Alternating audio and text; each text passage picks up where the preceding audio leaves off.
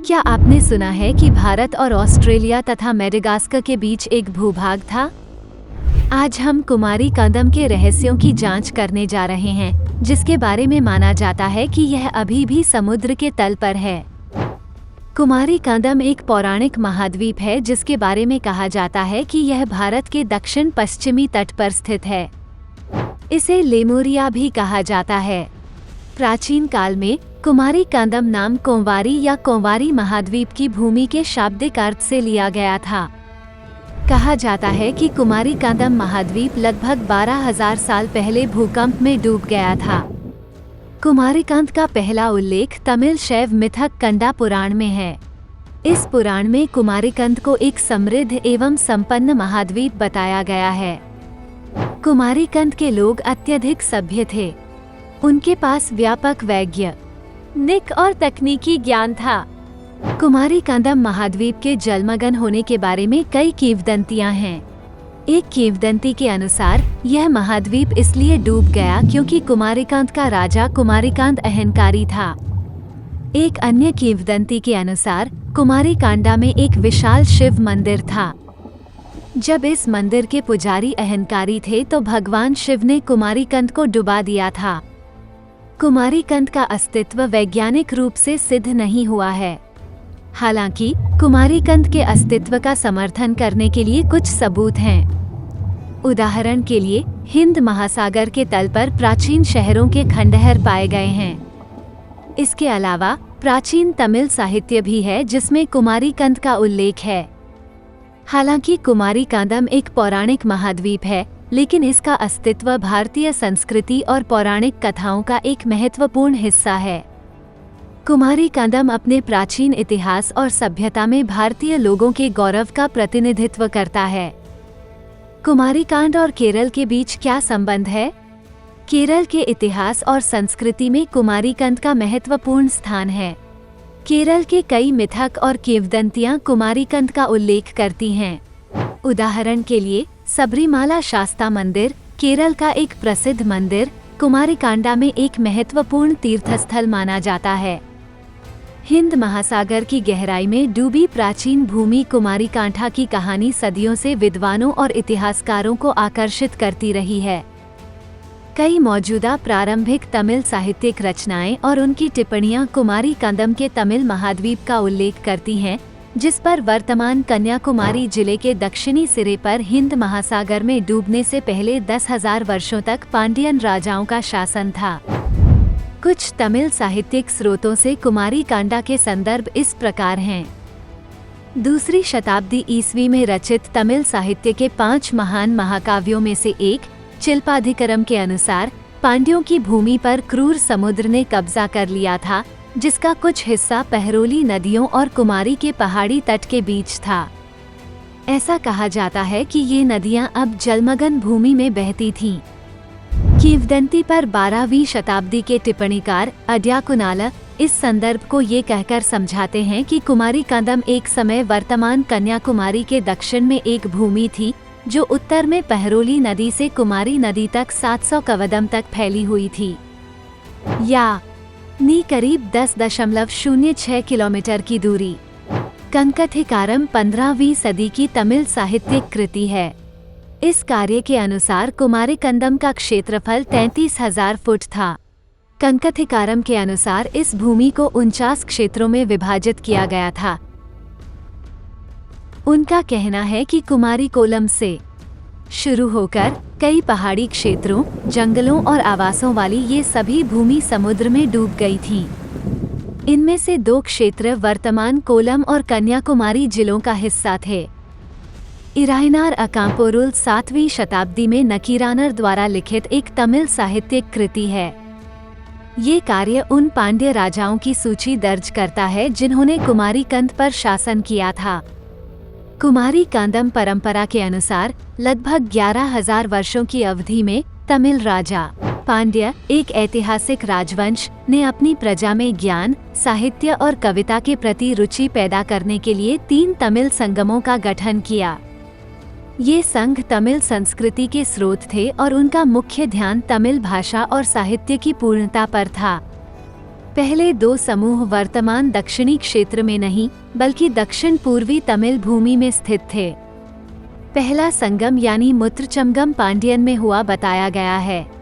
राजा की राजधानी मदुरै अर्थात समुद्र का मधुमय मदुरै, इस शब्द का अर्थ है दक्षिण मदुरै सागर में डूबा हुआ। पुराने मदुरै को तीसरे संघ की राजधानी मदुरै से अलग करने के लिए दक्षिण मदुरै कहा जाता है। यह व्यवस्था लगभग 4440 वर्षों तक चली और इसमें 549 सदस्य थे, जिनमें शिव, कुबेर और मुरुगन जैसे हिंदू देवताओं के कुछ देवता शामिल थे। इस समूह के लिए कुल 4449 कवियों द्वारा गीत रचित होने का वर्णन किया गया है। कैसिना वालुदी से कटुंगों तक 89 पांडियन राजा उस समय के उत्तराधिकारी और शासक थे।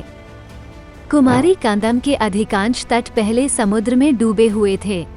तब पांडियन राजा और शेष लोग कुमारी कांदम नामक शेष भूमि पर चले गए और राजा ने अपनी राजधानी कपाटपुरम में स्थानांतरित कर दी।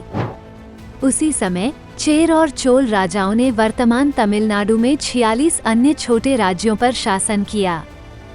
दूसरा समूह अर्थात दूसरा कंकम पांड्य राजा की तत्कालीन राजधानी कपाटपुरम में आयोजित किया गया था। 3700 वर्ष के इस संगम में 59 सदस्य तथा 3700 कवियों ने भाग लिया। वेंडचेलियन से लेकर मुदाथिरुमरन तक के 59 पांड्य राजा उस समय के उत्तराधिकारी और शासक थे।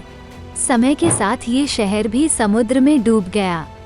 अपनी कुमारी वंशावली को पूरी तरह से खो देने के बाद पांडियन राजा ने चोल और चेर राजाओं के राज्यों पर विजय प्राप्त की और भारतीय प्रायद्वीप के सबसे दक्षिणी बंदरगाह कोरकाई को अपनी राजधानी बनाया। बाद में उनकी राजधानी को वर्तमान शहर मदुरै में स्थानांतरित कर दिया गया। माना जाता है कि तीसरा समूह मुंद्रम कंगम कडाई कंगम वर्तमान मदुरै शहर में स्थित है, जो उस समय पांडियन राजा की राजधानी थी और 1850 वर्षों तक अस्तित्व में थी। मुदाथिरुमारन से लेकर उकिरापीरू वालुदी तक के 49 पांड्य राजा उस समय के उत्तराधिकारी और शासक थे।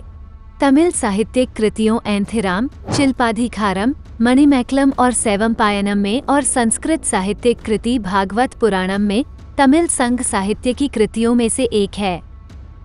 उन तमिल संतों के बारे में जानकारी है जो कुमारीकंद में रहते थे और तमिल संघ का हिस्सा थे, जिन्होंने एंथिराम की रचना की थी। इस ऋषि ने अन्य तमिल साहित्य भी लिखे, जैसे प्रणववेद, मायामथम यानी वास्तुकला, मूर्तिकला और वास्तु पर पुस्तक, सूर्यनुल यानी खगोल विज्ञान और ज्योतिष पर किताब और एक तमिल व्याकरण कार्य। ऐसा कहा जाता है कि चीनी मजदूरों को पांडियन राजा ने नियुक्त किया था और जब वे खदानों पर उतरे तो वे छोटी चींटियों की एक बड़ी सेना की तरह दिखाई दिए। इसलिए इन्हें पोन थोंडी एरुम्बास यानी सोना निकालने वाली चींटियां कहा जाने लगा। प्राचीन चीनी इतिहास भी इसकी पुष्टि करता है।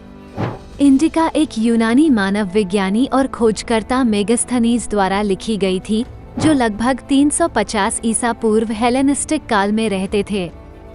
भारत में उनकी यात्रा का विवरण।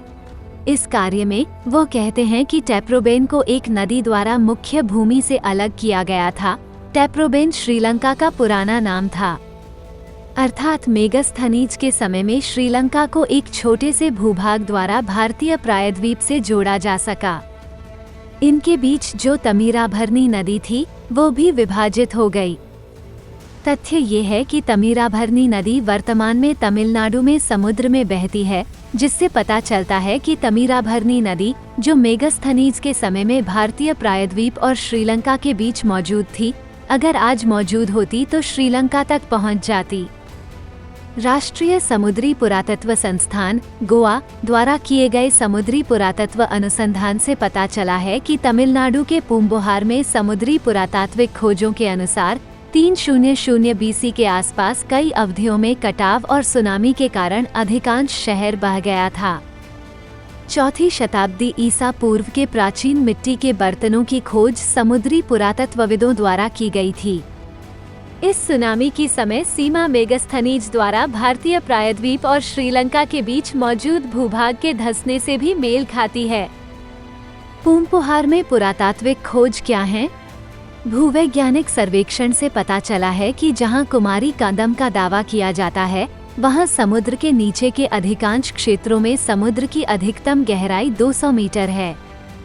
कुछ स्थानों में समुद्र की अधिकतम गहराई 2000 मीटर है। चूंकि इन क्षेत्रों में समुद्र उथला है, इसलिए इस बात की अधिक संभावना है कि वो भूमि जहां लोग रहते थे, अब जलमग्न हो गई है। ऑस्ट्रेलिया, अफ्रीका, अंडमान निकोबार और लक्षद्वीप में आज भी जनजातीय लोगों द्वारा बोली जाने वाली भाषाएं तमिल के समान हैं। इसलिए इस बात की बहुत अधिक संभावना है कि भारत, ऑस्ट्रेलिया और मेडागास्कर के बीच एक कनेक्टिंग लैंड है। अफ्रीका और मेडागास्कर में पौधे, पेड़ और जानवर भारत के समान हैं। इसलिए भारत और मेडागास्कर के बीच एक संपर्क भूमि हो सकती है।